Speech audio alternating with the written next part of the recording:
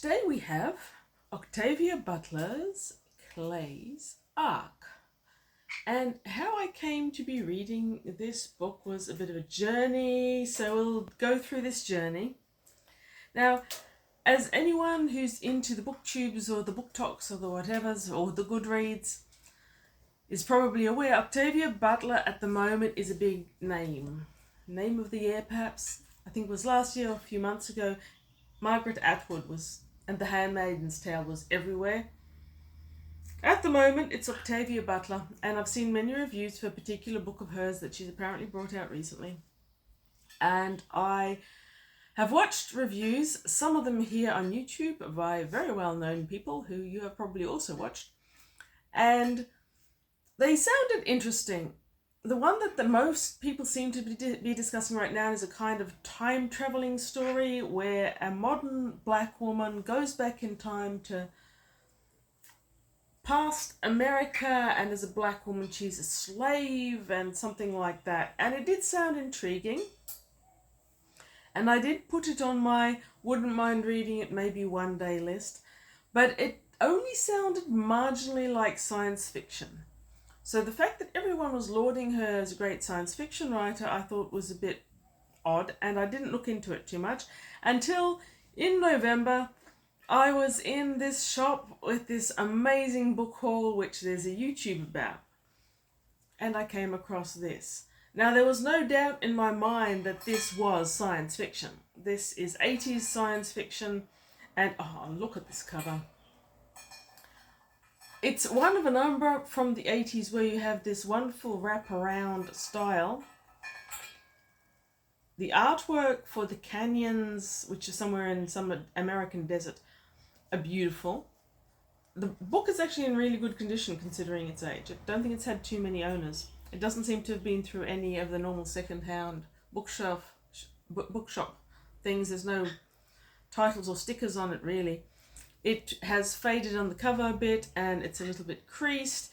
More so now that it's lived in my bags for the last few days while I read it. Now, if you look on the cover, you'll see fascinating illustration of what appears to be wrecked buildings, wrecked cars, and these humans who are bald. I don't know if you can tell, but the front one is wearing a mini skirt, which seems to me highly ineffective garb in this particular scenario. Anyway, the cover's amazing. This is a narrow book, by the way, in case you're interested in that. Because it's a 1985, there's no mention of the artist. I love the fact that these days we know who did the artwork because the artwork is often so spectacular. Anyway, it wasn't the cover that grabbed me, it was the fact that Octavia Butler is a name of an author who's apparently a doyenne of science fiction, who's everyone's reading. This one was clearly science fiction, and it seemed like a good book to have.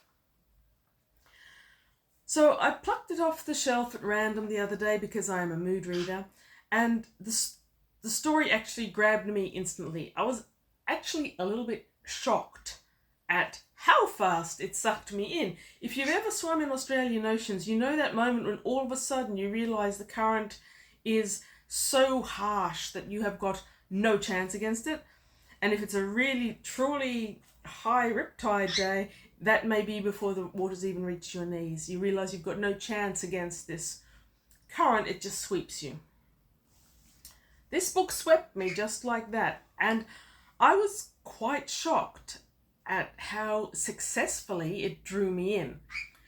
I just read a good book. I was still partly invested in that. I thought I'd change the type of reading I was doing a little bit, but even so, I expected to take a while to get into the new book. No, 2 pages, and I was sucked in. Amazing. So you have a tiny prologue labelled past 1, and then it segues into a present 2, and these 2 timelines run parallel for a while in the story, and they do in such a way that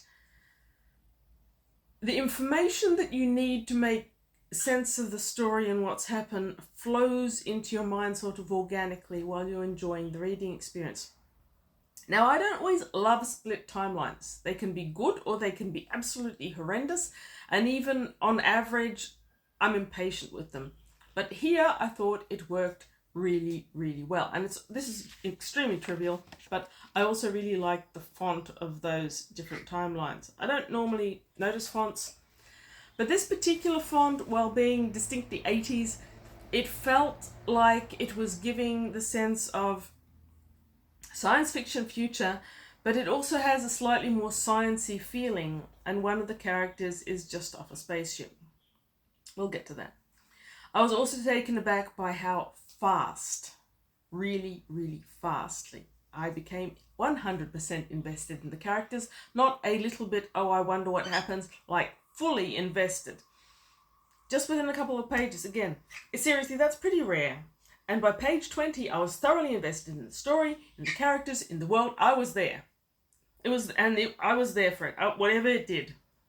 That level of immersion never really faded, though around about halfway the events started becoming a bit more scrappy, and the ending felt...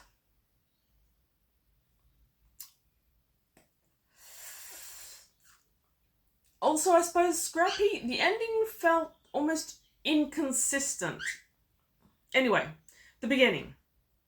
It starts with a carjacking, and that gave me such a surge of adrenaline as it was being described that I had to put the book down and wait until an adrenaline surge was more called for, morning rather than nighttime reading, because if you start reading this before you go to bed, you won't. Just won't happen. So with this carjacking, you're sitting there going, it's happened straight away.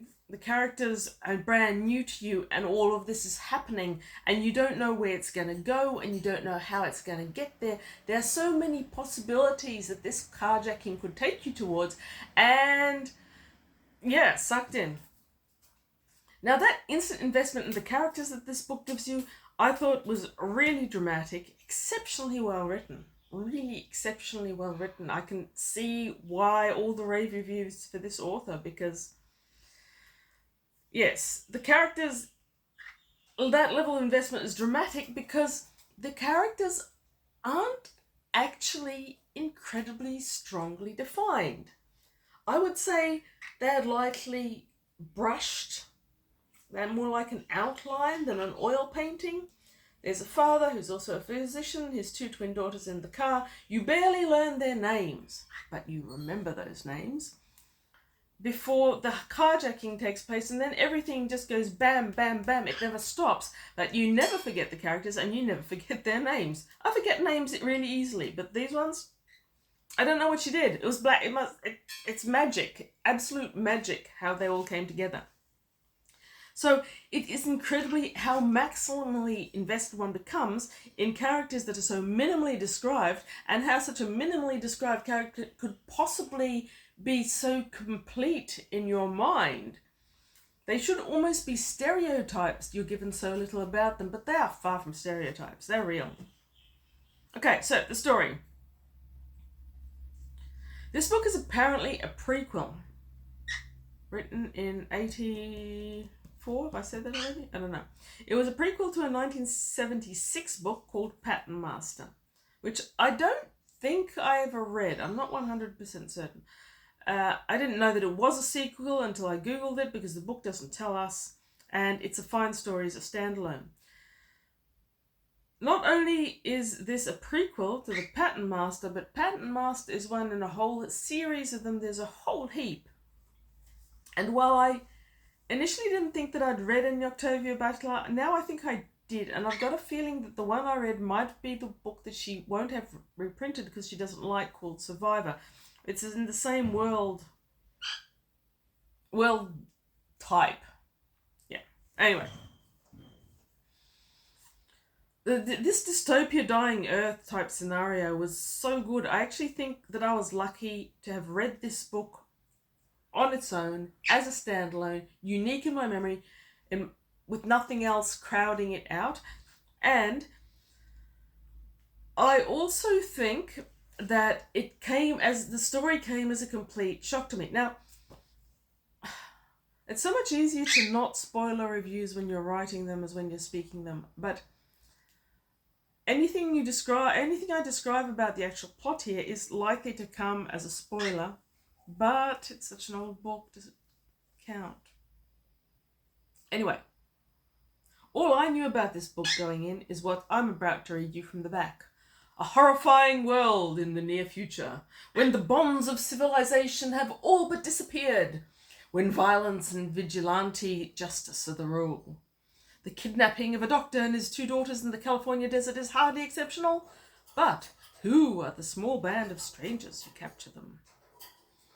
Led by Asa alias Doyle, sole survivor of the ill-fated starship Clay's Ark, these desperate people are the innocent victims of a close encounter with an alien life form, one so sinister and destructive that it has forced them into exile in a desolate wasteland, and whoever wrote that probably never read this. They should be shot. No, I didn't say that. None of it's 100% untrue, but all of it is misleading. Very little of it is relevant, and it just completely failed to prepare me in any way for what this book was about. Which was great, because I read it with no spoilers. So, the horrifying world of the near future is lightly described, and it seems less horrifying than fascinating. Though you hear enough of the background of it, many people living in enclaves to be safe, and that is where I'm going to call him the leading character. Maybe I will call him the leading character. Blake has brought up his 2 daughters, Kira and Rana. Something with an R. Rain. R-A-N-E. They've been brought up in an enclave safe, but there's lots of parts of cities that are known as sewers, and the outlands are incredibly dangerous, and water's become very scarce. So it's that type of dystopia. It hasn't totally gone to the dogs, but the earth is definitely in the process of dying, and bad things are happening.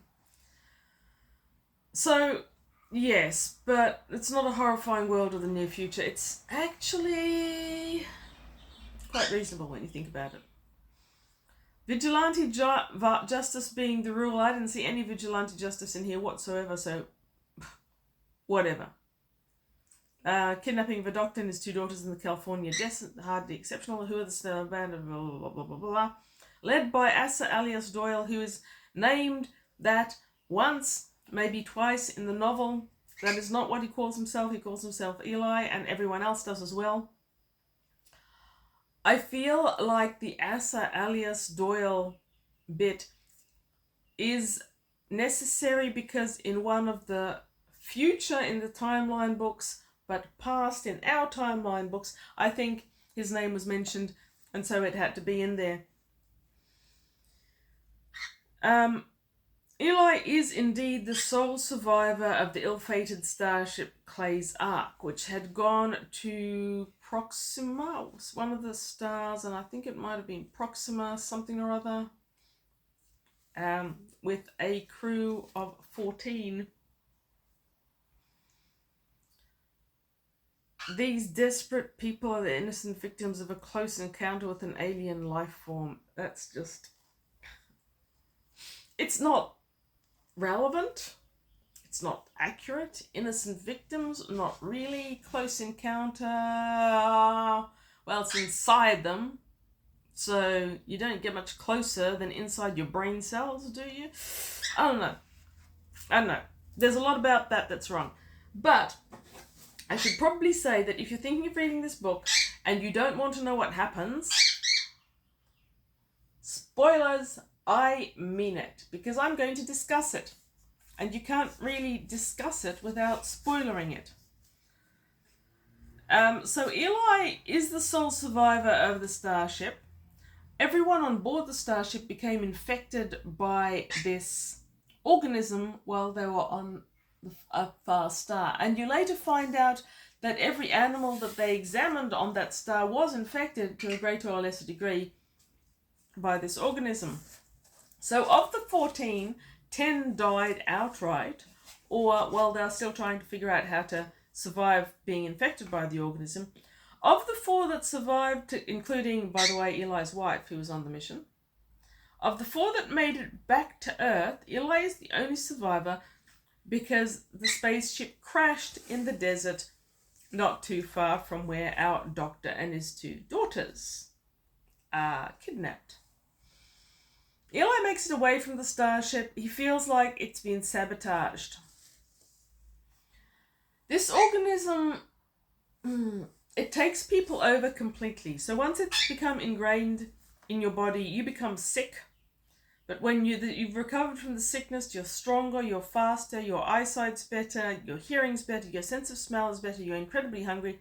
You look sick though. You're strong, but you're skinny and you're sweaty, and it's obvious that your body is suffering from the close encounter with the alien.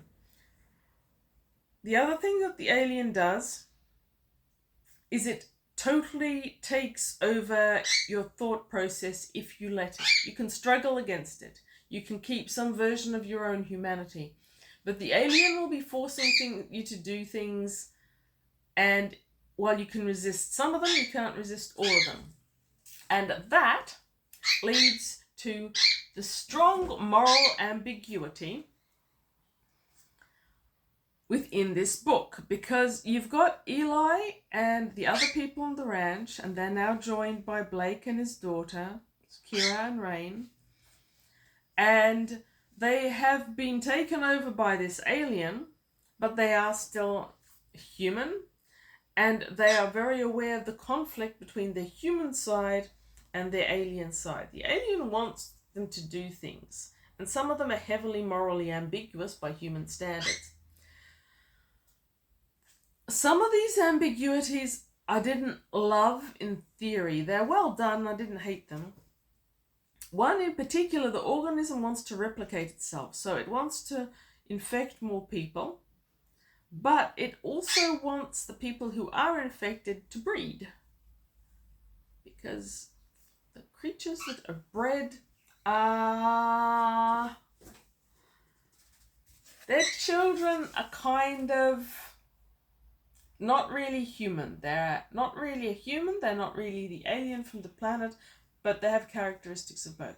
Anyway, into this happy or unhappy little colony of moral ambiguity, Rain, Kira, and Blake are brought. It's clear that this little community has been regularly kidnapping people from the highway to bring them in and infect them and make them part of the colony. This seems to be part of this balance that each one of these infected people has to achieve with their infecting organism, because the organism has needs and desires, and that includes multiplying and breeding.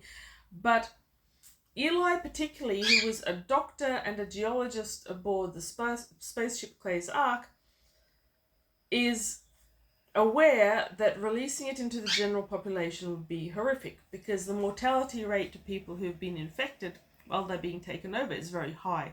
So he's trying to prevent that. He's also trying to prevent knowledge of them spreading, because he's concerned about what people will do if they catch them.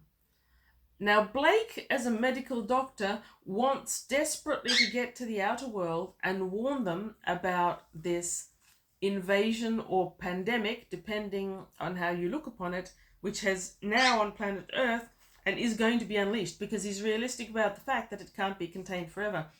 Eli also is realistic about the fact that it can't be contained forever, but as the patriarch of his own little tribe up there in the mountains, his goal is to keep them segregated, because he feels that once they are taken out into the world, they're going to be put in cages, studied, cut up, and he's worried about the children. Now, whether or not it could have been actually contained and cured never comes up, because this is a prequel, and from the original books everyone knows that didn't happen. Except me. I didn't know. I was happy not knowing. It worked fine. But you know. I do recommend you read this, by the way. It's a really, really good book. Even if you haven't read any of the others, don't feel that you need to read them first, even if they were published first. This is a wonderful book. It's perfectly fine as a standalone. If you read it and you want to know more, apparently it's out there. I doubt if the original novels are actually going to improve on this story in its own way. It's such a perfect little sphere of story. It just holds together nicely. The moral ambiguities of the story and the nuancing of the thought processes are part of what makes this a very rich and fascinating read, because it's hard to find a way of writing about women wanting to turn into broodmares that isn't going to be annoying and aggravating, but Butler manages it here. It's hard to find a way and the narrow balance of talking about behaviors that are repugnant to humanity, and yet manage to make the characters not lose out by engaging in them or thinking about them. But with this alien, she makes it. It's actually a little bit exhausting going through these moral ambiguities with your characters a few times, but it's fascinating. Okay, so, like, I think I've made it clear, I think it's a great book. I think you should read it. There's a few specific things that you might enjoy it for. If you have target reading goals that include Americans of African descent or mixed race characters, you get that. I gather that's pretty common for Octavia Butler's books. It's pretty good in here. I should add a trigger warning for rape and violence, though. If you're triggered by rape, there is some. If you're triggered by violence, I feel that the violence is very ambiguously done and it's not too nasty, but it can be a little bit graphic at times. Whew, what a read. It was great. Read it. Read it too. Comment. I would love to hear from people who've read the books this is a prequel to, but I feel these days everyone's more interested in Octavia Butler's time traveler book. Anyway, thank you for watching very much. Comment or subscribe or one of those things if you feel like it. Onward to the next book.